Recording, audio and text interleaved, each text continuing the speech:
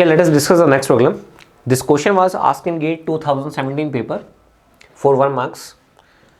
Afternoons set 2 EC paper.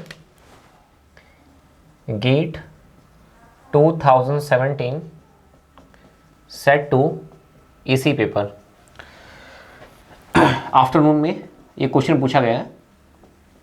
Now let us first read the question. An LTA सिस्टम, I told you in the theory lecture what is the full form of LTA. LTA की full form क्या होती है? Linear time invariant system.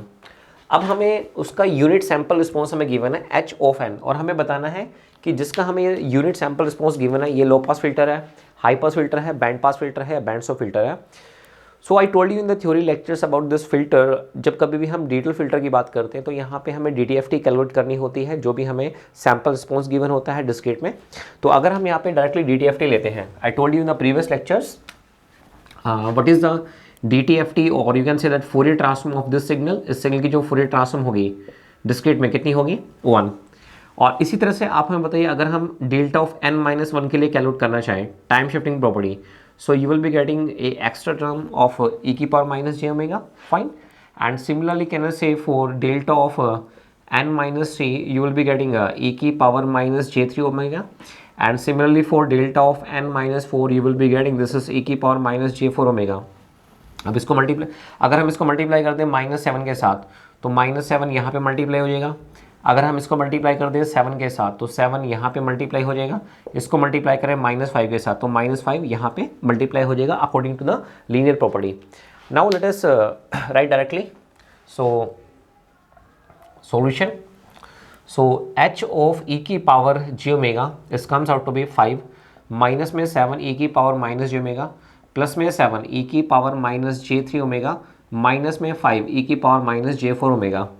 अब हमें ये पता करना है कि ये लो पास फिल्टर है या हाई पास फिल्टर है. तो हमने आपको बताया था कि आप कम से कम सबसे पहले क्या करेंगे, ओमेगा इजिकल टू 0 पुट करेंगे, फिर आप ओमेगा को इन्फिनिटी पुट करेंगे और देखेंगे कि ये जो हमें रिस्पॉन्स गिवन है इसका फ्रीक्वेंसी डोमेन में बिहेवियर कैसा आता है. अब देखिए, अगर हम यहाँ पे ओमेगा को 0 पुट करते हैं, so what you will be getting 5 constant as it is रहेगा. e की पावर 0 कितना होता है? 1. e की पावर 0 कितना होगा?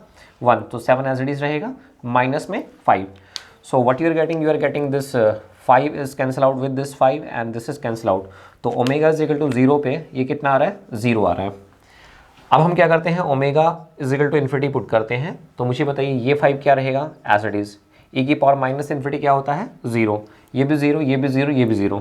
आपको हमने बताया था e की पावर माइनस इन्फिनिटी क्या होता है? 0.